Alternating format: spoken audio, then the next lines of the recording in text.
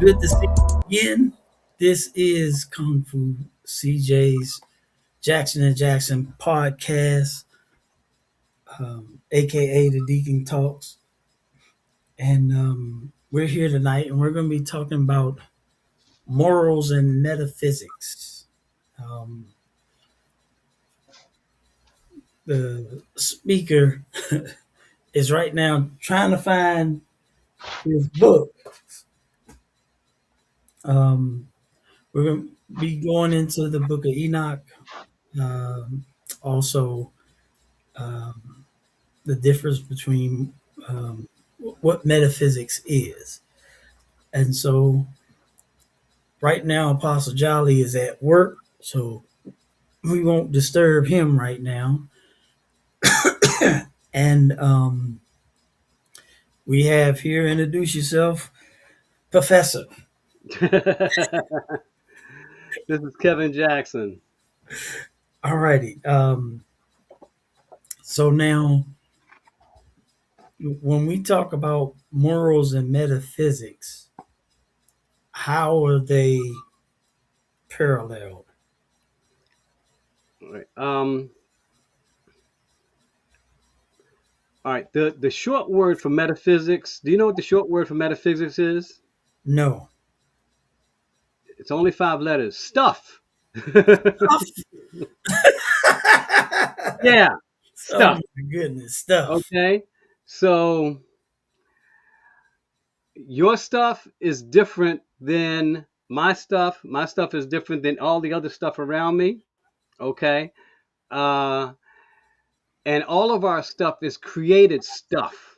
Okay. God's Okay, stuff is uncreated, which means that he is the most valuable in the universe. got you. Okay. Morals are the things that God allows us. Let's see. Morals is different than stuff. Okay. Morals is different than metaphysics. Morals are the things that you create, what you can, um, as far as the things that are right and wrong. Uh, how can I say this? Okay. So what happens is this is that because we are designed to choose what is the most valuable. Okay. So it is more valuable literally for us to be doing this than to be sitting back and having a couple of beers. Okay. Got you.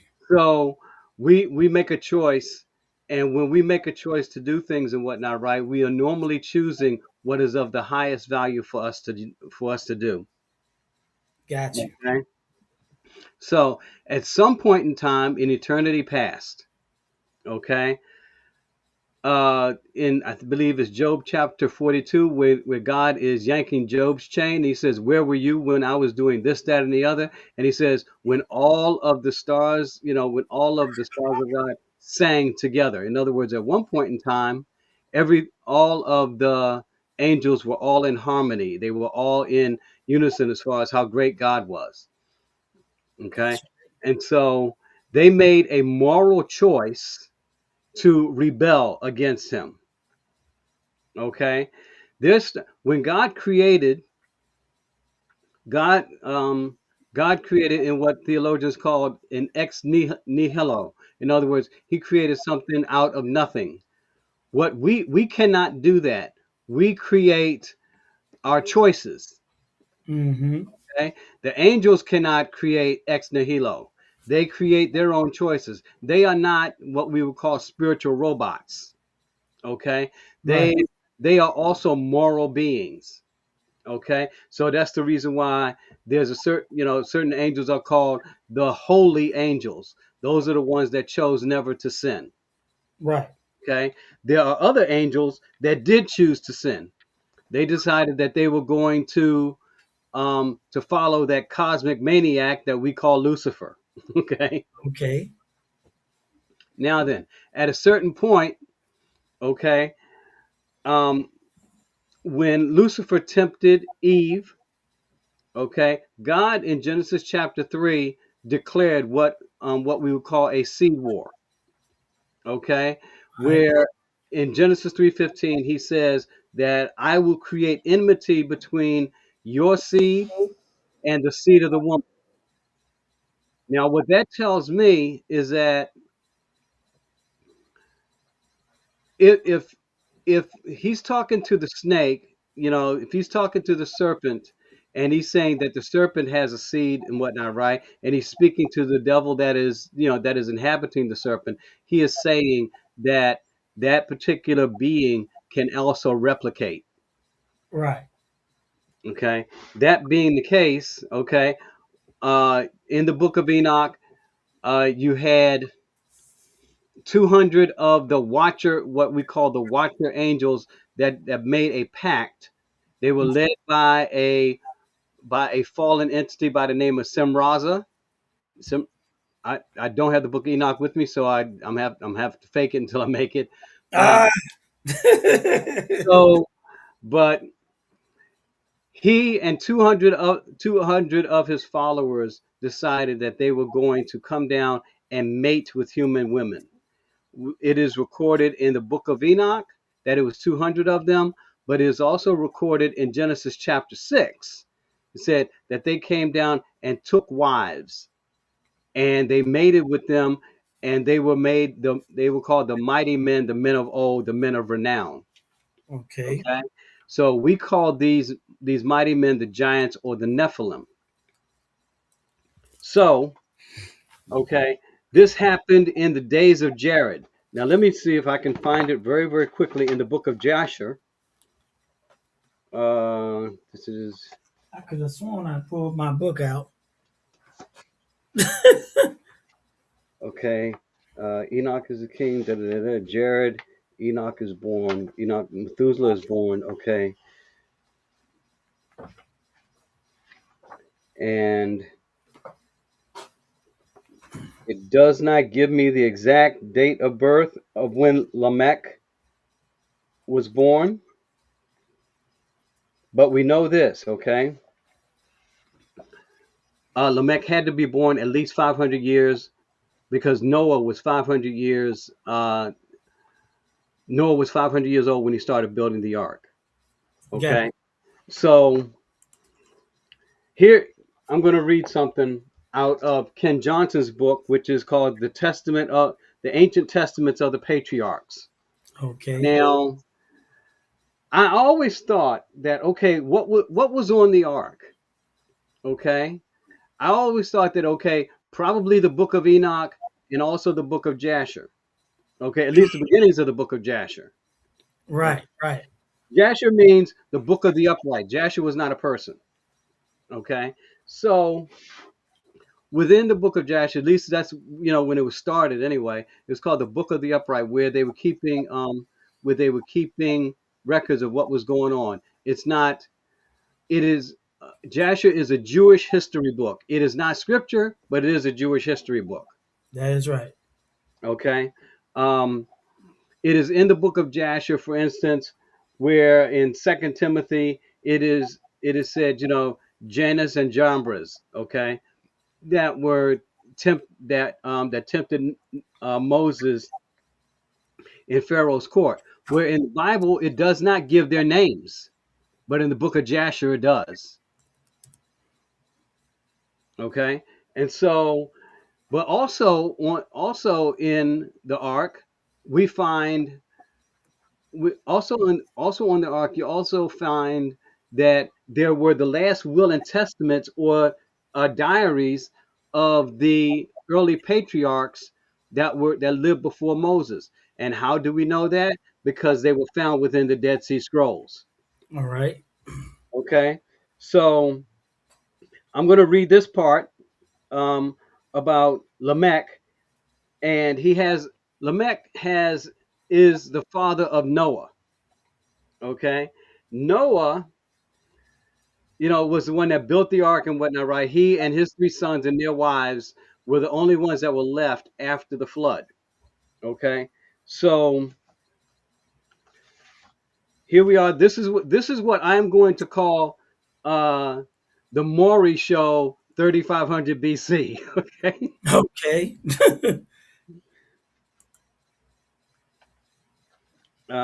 Let's see. Oh, where is it? All right.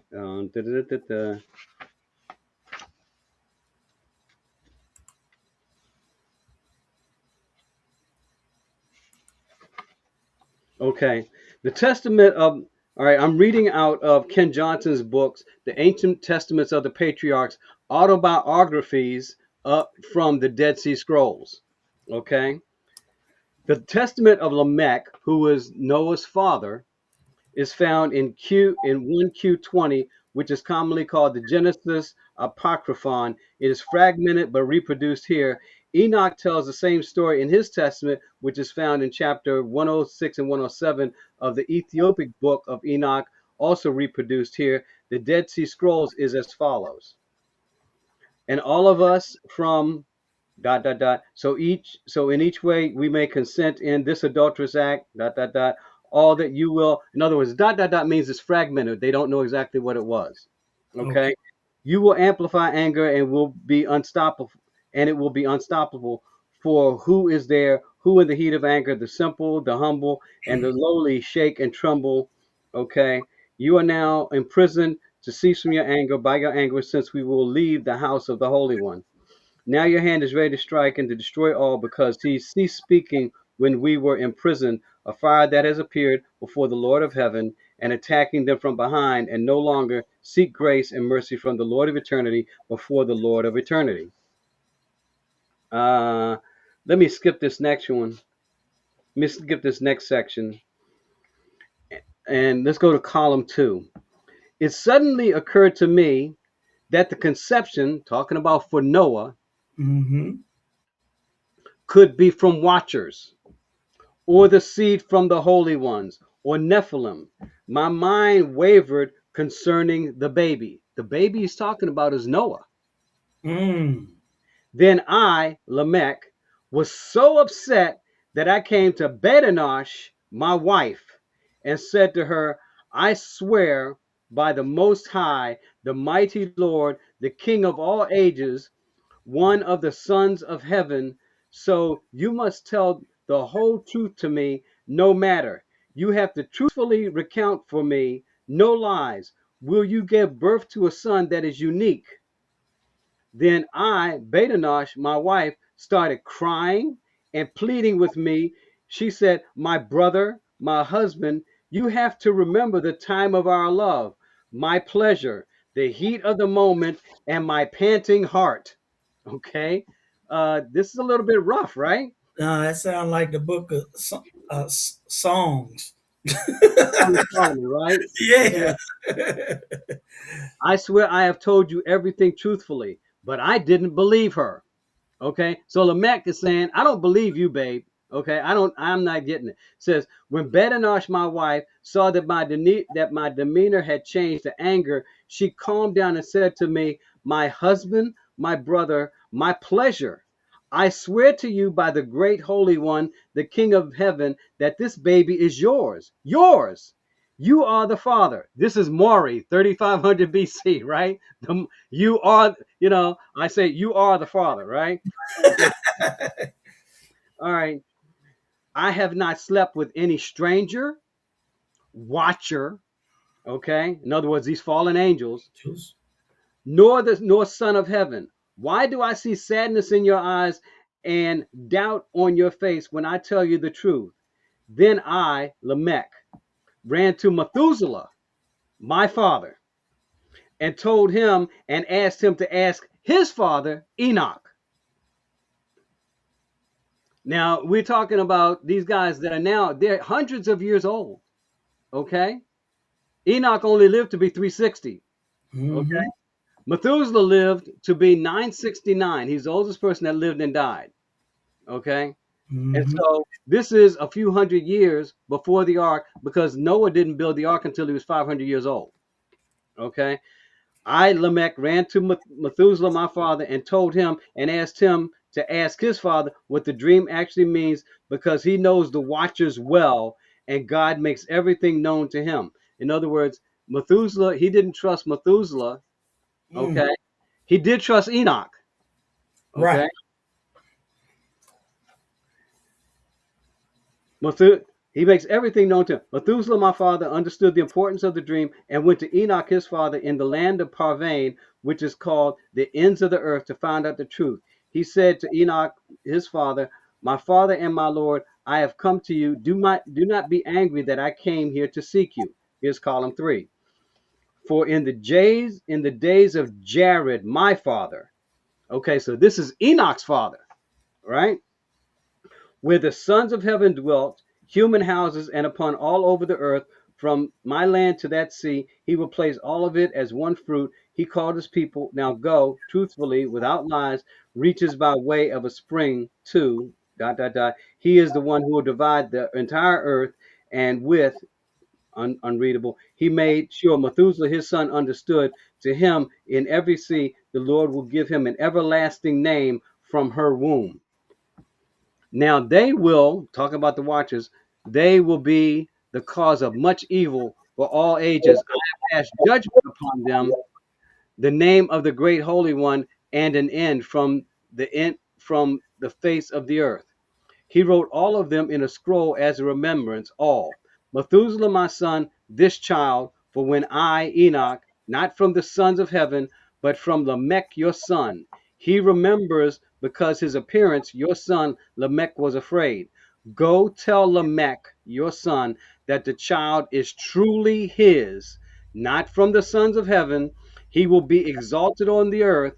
He will be a judge over every man, that he lifted his face, his eyes shine like the sun.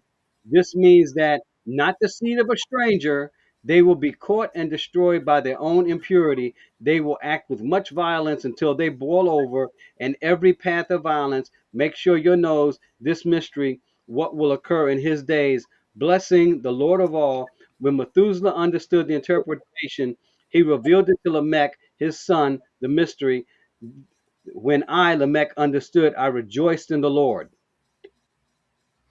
Now, So let me real quick before you say anything for people that's listening. The book of Jasher is mentioned in the Bible, uh, uh, in Joshua 10:13, and it starts off with, and the sun stood still, and the moon stayed until the people had avenged themselves upon their enemies. Is not this written in the book of Jasher? So the sun stood still in the midst of heaven and hastened not to go down about a whole day. That's Joshua 10:13. 2 Samuel 1:18 is the other reference in the scriptures. And 2 Timothy 3:8, Paul gives a reference to the two magicians. They're not mentioned in Exodus at all. well, they are mentioned, but they're not mentioned by By name. name. They're not mentioned by name, but Paul mentions their names in 2 Timothy 3:8. Go ahead. All right. So what we see now is that Lamech, um, he doubted that Noah, because he looked a little bit different. Okay, he Mm, doubted that Noah was his child, and so he goes to his father Methuselah. Methuselah goes back to his father Enoch, and Enoch says that yes, that Noah was actually his son. Okay, okay. it it calmed Lamech down because he thought his wife had stepped out on him or had been raped or something like that. Because in the days of Jared, that's when the 200 watcher angels came down and started taking human wives. Mm, So it was during the days of Jared, which is Enoch's father. So from the days of Jared till Noah entered the ark, you're talking about roughly 700 years, seven, maybe 800 years, that the watcher angels had come down and had polluted the gene pool of man. okay. God decided when in Genesis chapter 6, it said that Noah was perfect in his generations, right? In Hmm. other words, he did not have any foreign DNA as a part of his life. What now? The question is, what about his wife and his sons' wives? Okay. In the book of Jasher, it mentions who his wife is by name. Her Hmm. name was Naamah, and Right. in the book, and she was 80 years older than Noah. She was also one of Methuselah's daughters, and Okay. she is mentioned by name in scripture. So again, her gene pool was pure. Okay. His sons, of course, his their gene pool was pure, and their wives that Noah picked wives for them for his three sons, and so their gene pool was pure. And so after with those eight on the ark, they had a pure human gene pool to start off humanity again, and all of the Nephilim had drowned. But L.A. Marzulli believes, and I'm now, after having spent enough time talking with him, I've come to that same conclusion that there was more than one incursion. Okay, we have in I think it is Exodus chapter 18, I believe it is, where before they are about to cross over into the promised land, That's God tells them to take out the king of Og, who had a spear that was about the size of a telephone pole. right. Okay, his bed was 18 feet. Okay, That's so there's a giant there. Okay, on when Joshua is about to go into the promised land, there are giants there mm-hmm. in the promised land. So there had to be another incursion. Now, there is a scripture that it says it talks about Nimrod. Said he began to become a Gabora, a Nephilim. In other words, he apparently found some type of magic in order to begin changing his gene pool. Mm. Okay, and one of the things that LA says is this: is that whenever the Nephilim are involved, the judgment is always, always, always death with no hope of redemption. So when Joshua goes into the promised land, it he is told to wipe out everything, man, woman, child, clean it all out, And animals. and animals, because they had sinned against the animals. I mean, you see these I'll call them, Greek Yeah. I don't know if you want to call them mystical creatures or not, Yes. but Yes. you talk Yes. about minotaurs and centaurs and satyrs and stuff like that, where I believe that these were actual beings that the Nephilim have been playing around with different gene pool, and so God told them wipe everything out. Was it a genocide? Yes, but when when you talk about in Revelation where it says if anybody takes the mark of the beast, then there is no redemption for that person for the same reason. We're talking about somebody, if the mark is what we begin to think it is, they're playing around in the human genome, playing around with the gene pool, and with the vaccine stuff that they're doing right now, you're talking about them changing our gene pool, and God says no, you do not do that. Okay. Okay. Now, you gave me a book, and actually, you gave me two. One was supposed to go to Apostle Jolly, but I forgot to put it in the box. Um, when I'll send it to him next this week. It's called Before Genesis, written by Donna Howe and Dr. Thomas Horn. Okay. And in the book, do you think they mention or come across this tainting, re-immersion of the Nephilim or No, giants? no. because if it's before Genesis, we're talking about what happened before the recreation of the earth.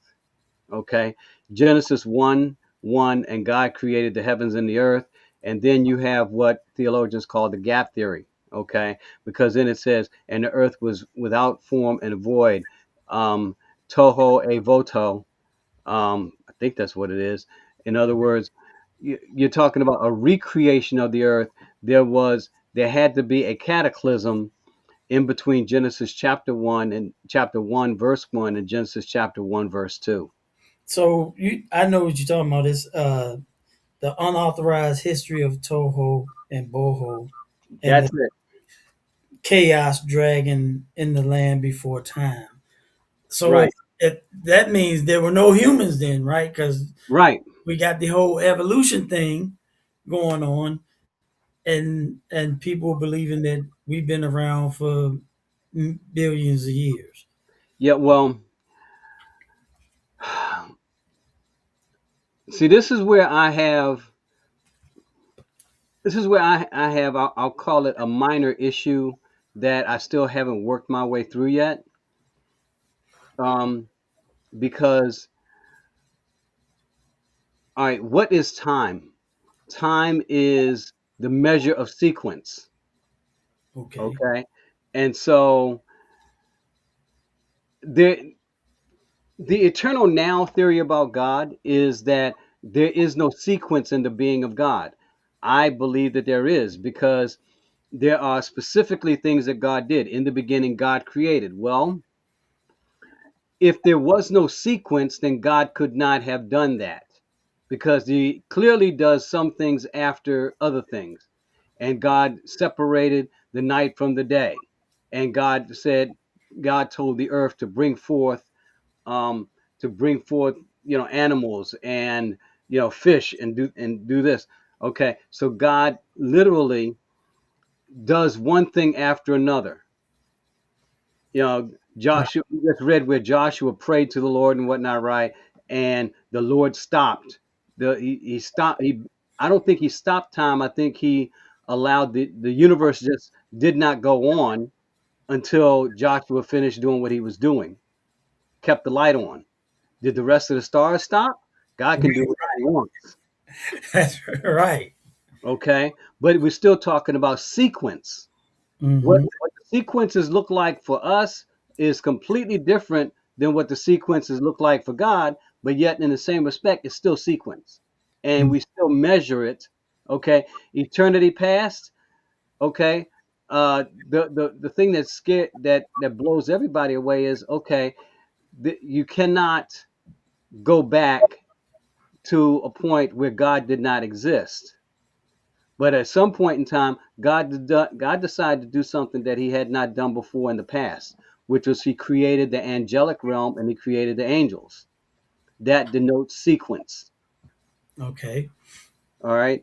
So the one thing that I've never seen in scripture is that when somebody does something ridiculous, God goes backwards and undoes it. Okay. When Okay. Satan fell, why didn't God go backwards and say, okay, I know you blew it, but I'm going to undo everything. When Adam and Eve fell, he, he made a way for them to cover their sin, but he did not go back into history and undo it. That's right. Sequence is always going forward. Okay.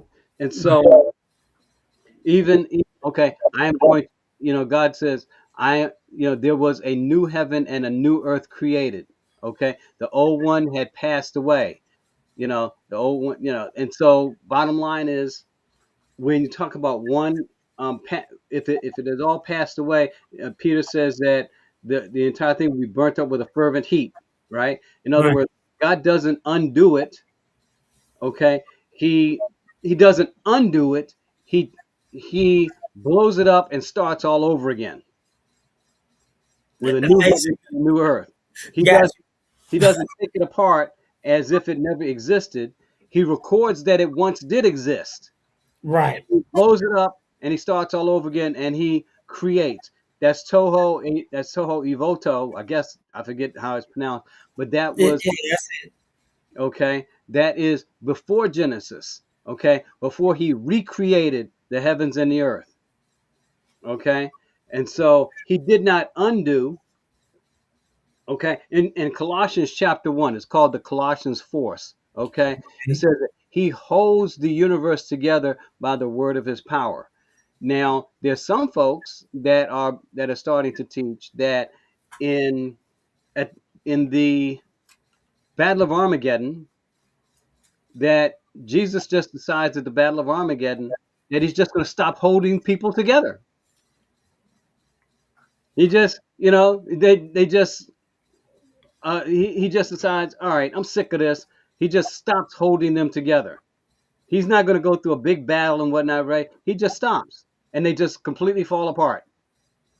The neutron bomb does that. Israel has the neutron bomb, right? It says Oh, shoot. attacks protein. Okay, it says in, I think it's Zechariah chapter 12 verse 2. It says their tongues will be consumed in their mouths, their eyes will melt in their eye sockets while they stand upon their feet. In other words, they will. It attacks the proteins, and it just wipes the proteins out, so that people just the army just falls apart. This will be the plague that will be against all nations that go to war against the nation of Israel. It says their tongues will be consumed in their mouths, their eyes will be consumed while they stand upon their feet. Okay, that's what a neutron bomb does. It literally takes their proteins apart atom by atom, and Uh, it doesn't harm the structures around them. um, uh, I give you an example, Raiders of the Lost Ark.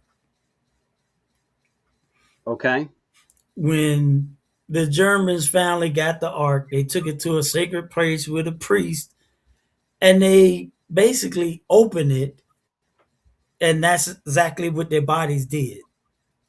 If you're watching it just if you're melted watching, away. they just melted away, and this is the analogy uh, of Armageddon.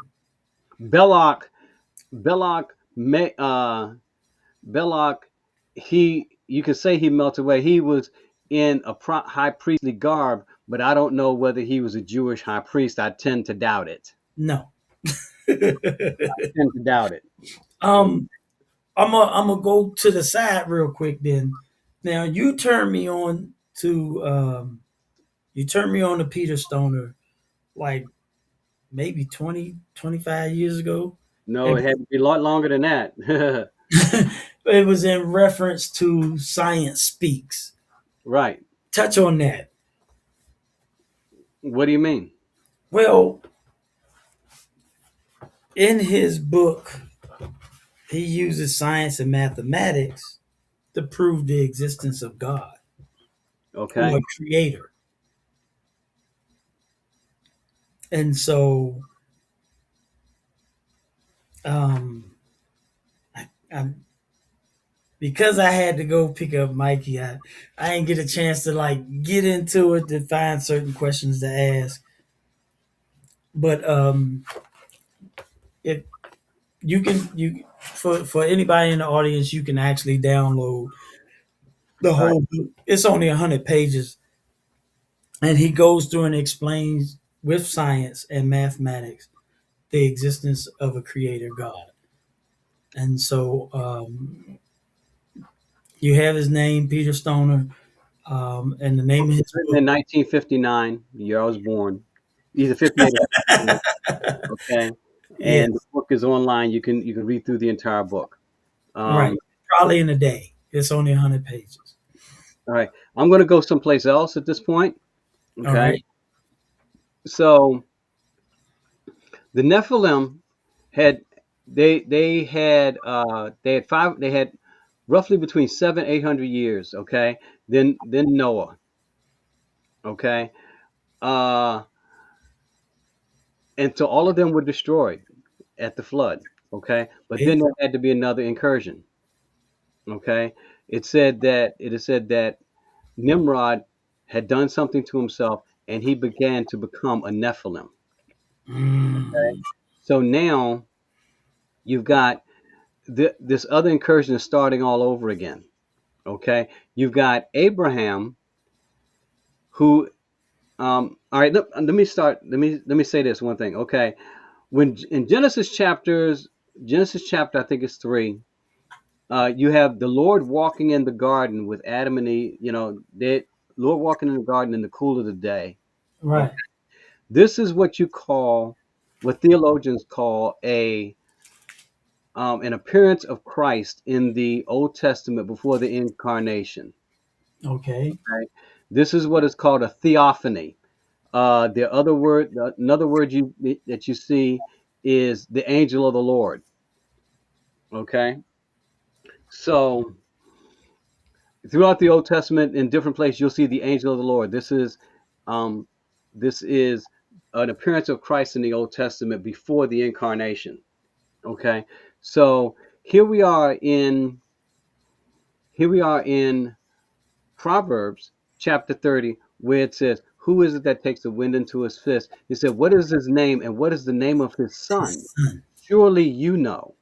So Mm, there was in the Old Testament, it was already written about that God actually had an uncreated son, but he did have a son.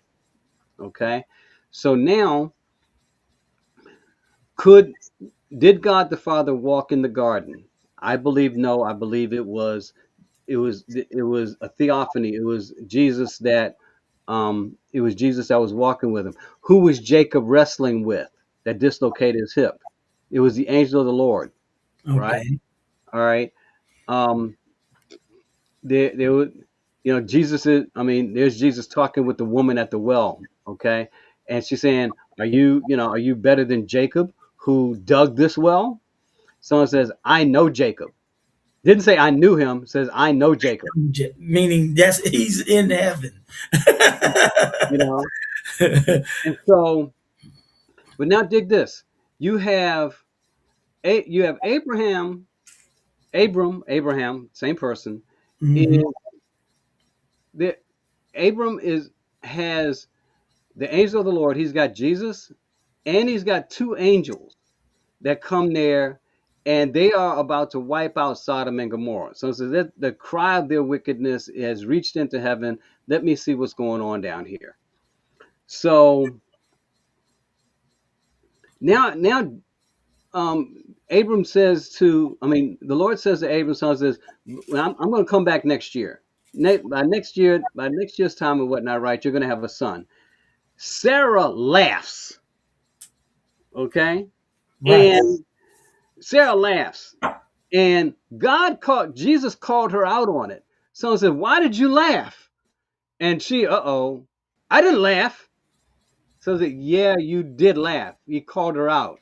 Okay. Now the conversation drops and whatnot, right? She didn't just keep on compounding the lie, but the two angels leave and they go towards Sodom. Okay, Hmm. while Abram is still carrying on this conversation with the Lord. Okay, uh, what you're going to wipe out the whole city? Well, what if you find 50 righteous people, right? And he goes down to 10. Now, what's happening in Hmm. Sodom at that time, right?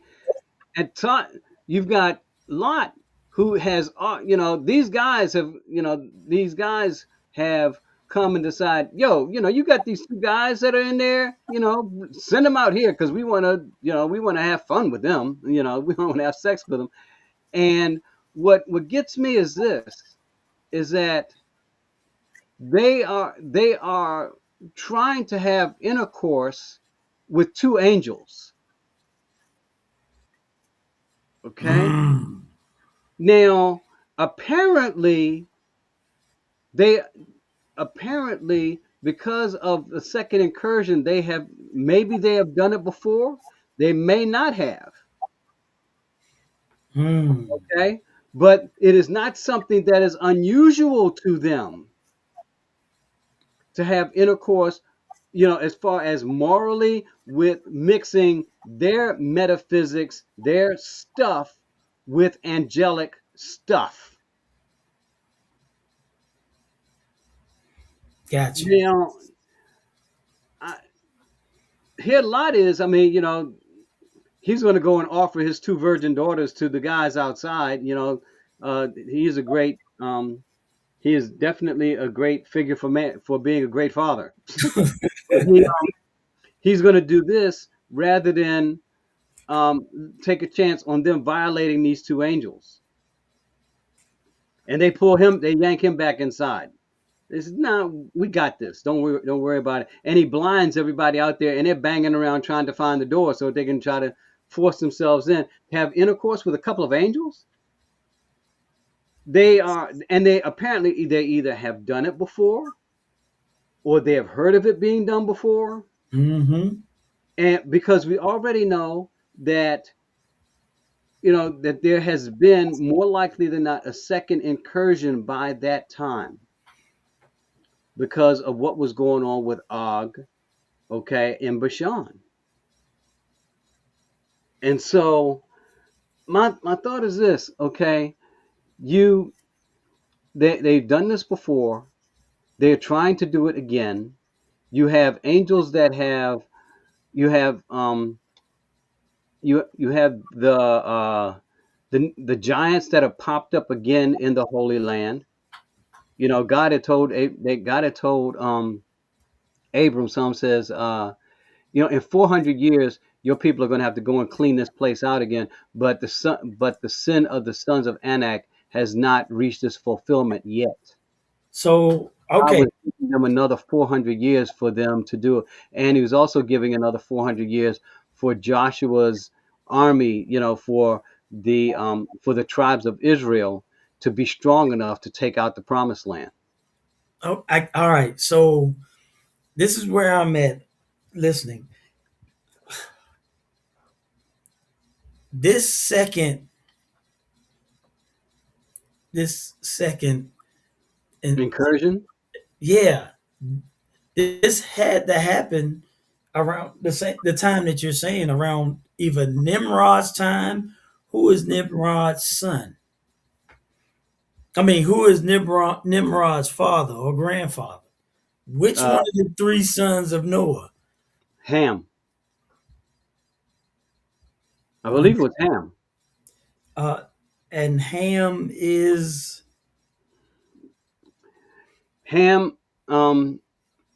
Ham is Noah's son. He's the one that uh, he he's the one that is the father of the, I'll call it the off races. Well, I don't know, not the off races, the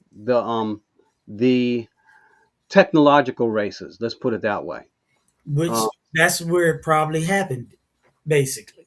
I don't know because, okay, what does Scripture say? It says when Noah, okay, Ham, he goes in, sees his father drunk, dead to the world, sleep. Okay, now this has to be at least, at the very least, 4, maybe 5 years after the flood. And the reason why I'm saying that is, okay, Noah has, it takes a while for grapes to mature to make wine into them. Okay, Right. Noah planted a vineyard. Okay, in Noah planted a vineyard. I guess he kept some seed after, on the ark. It takes a while for the grapes to grow and ferment and whatnot, right? He gets drunk and falls asleep in his own tent. Okay. His son Ham comes in and sees Dad buck naked in the tent, and he does something to him. Okay, I think he tied a bow around his manhood, with a ribbon or something like that. And he goes and tells his brothers, "Look at what I did to Dad," right? And his brothers walk in, but they walk in backwards with a cloth because they don't want to see their father's nakedness. Right. Okay, Ham so Ham is they the one lay who it gets over the top of curse. him, and it says when Noah woke up and saw what his son had done to him, he said, "Cursed be Cush, his son's son." Mm-hmm. So you're talking about a child that had to be probably a toddler at that point in time, maybe a 10-year-old. Okay, that his dad, had laid that curse on him. Um, he said, "Servant of his brothers shall he be." Okay. Now Arthur C. Custis says that um, that God gave out of those three sons, that God gave mankind everything that he would need. Okay, the sons of Shem, he gave illumination. Okay, I mean he gave revelation. The Okay. sons of Japheth, he gave illumination. What did he give the sons of Ham? He gave the sons of Ham technology. And see, here the funny thing is about the sons of Ham is that when they were building the Tower of Babel. Mm-hmm. Okay, again, God comes down and says, "Let me check out what these guys are doing down here. They're at it again. I told them to spread out over all the earth and subdue the entire earth, and they just want to hang around in this city, and they're trying to build a tower to heaven." And then it says a funny little thing. A couple of things that it says. It says they built with brick instead of with stone. That's one thing that it says, and it also says that what's the other one? That They vowed never to go. they didn't want to leave because they were scared about they didn't want God to destroy the world with a flood. Right. Okay, That's right. okay. They wanted to just hang around, and it said God said if they succeed in this, there won't be anything that they can't do. That's it. Okay, so God comes down and he does a rather unique thing as far as the languages are concerned. He makes it so that some of them can't understand each other. Okay, and all of us, and so construction stops right at that spot. But here's the thing that gets me: Ham, the sons of Ham. Okay, well, all right. I'll start in a different place. What did Noah have on the ark? Okay, they had a kiln. They were able to make. They In order to make bricks, you have to have a kiln. Okay, Okay. in order to make in order to form metals, you have to have a kiln, Mm. right? So when God separated the languages and the sons of Ham went off on their own, they did not take the knowledge of a kiln with them. Because, okay, you look at the anthropological sons of Ham, right? These are the black races, okay? These are the Eskimos, these are the Chinese, Mm-hmm. these are the what is it? What is it that's in Australia? Um, The uh Aborigines, Aborigines. Yeah, yeah, yeah. the American Indians, all the way down into South America.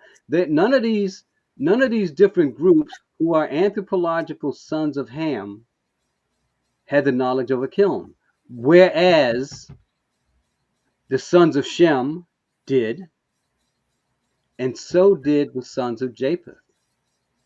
You look at Solomon, who had his golden shields up on the wall, that Mm-hmm. son, that his great grandson lost, and he had to remake them into, out of brass. Okay, you look at the Egyptians, right?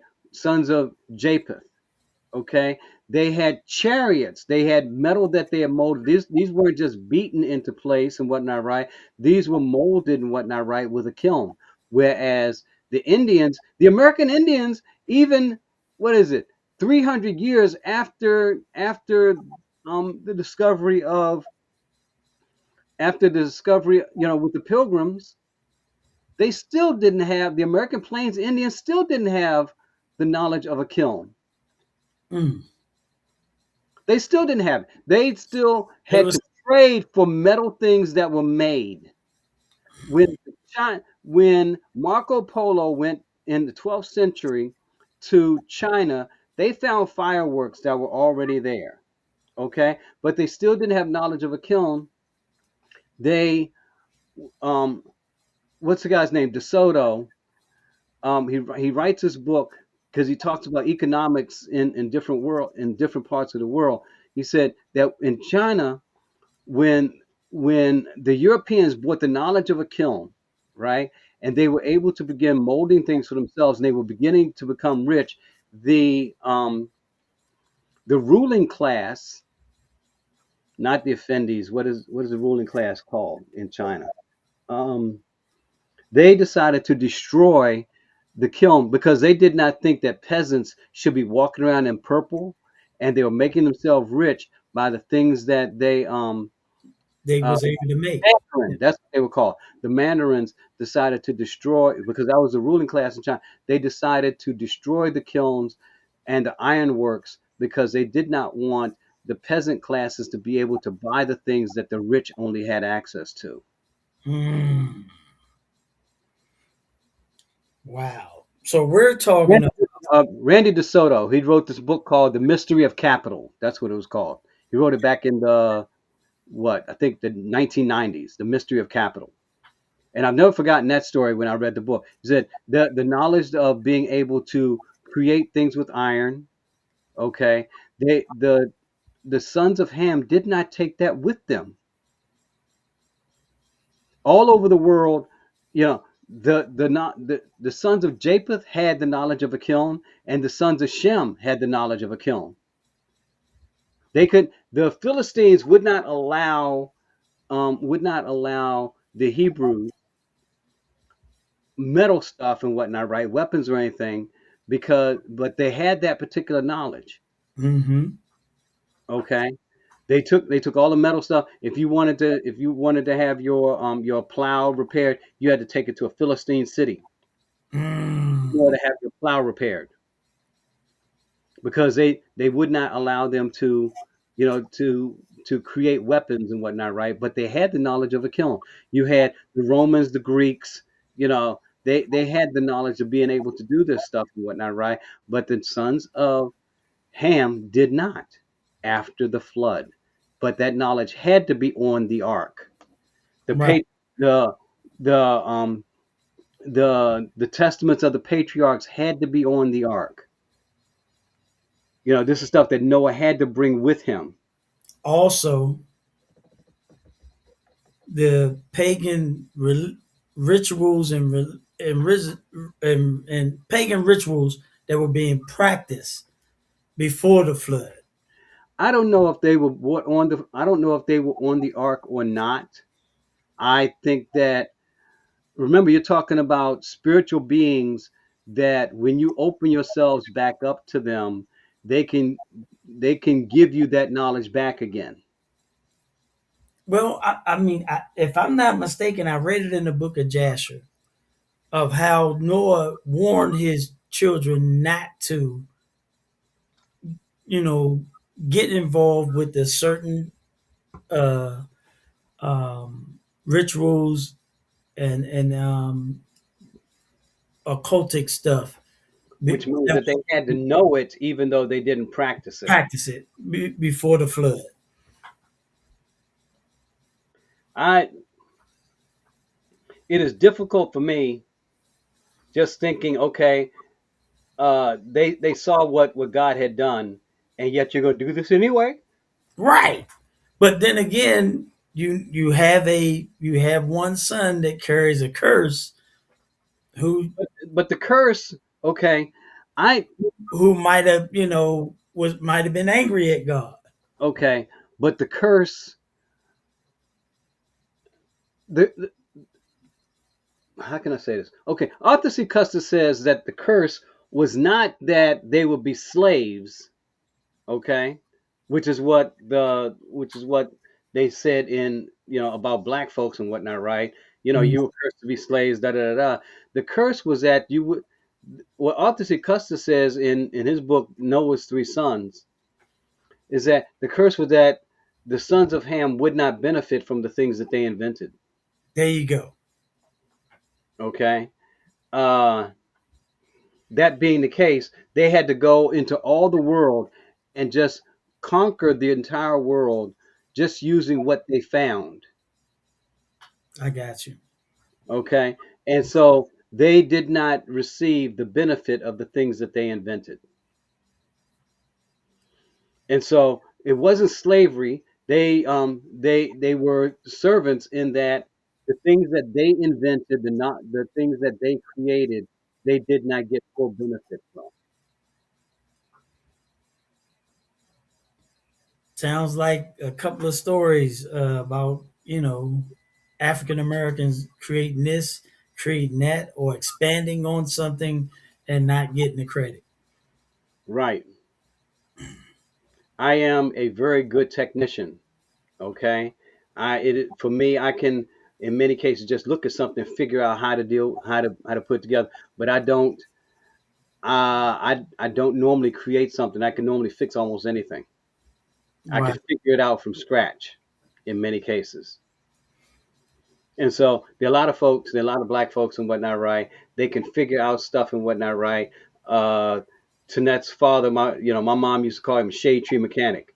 Never read books and whatnot, right? But he could fix just about anything. Got you.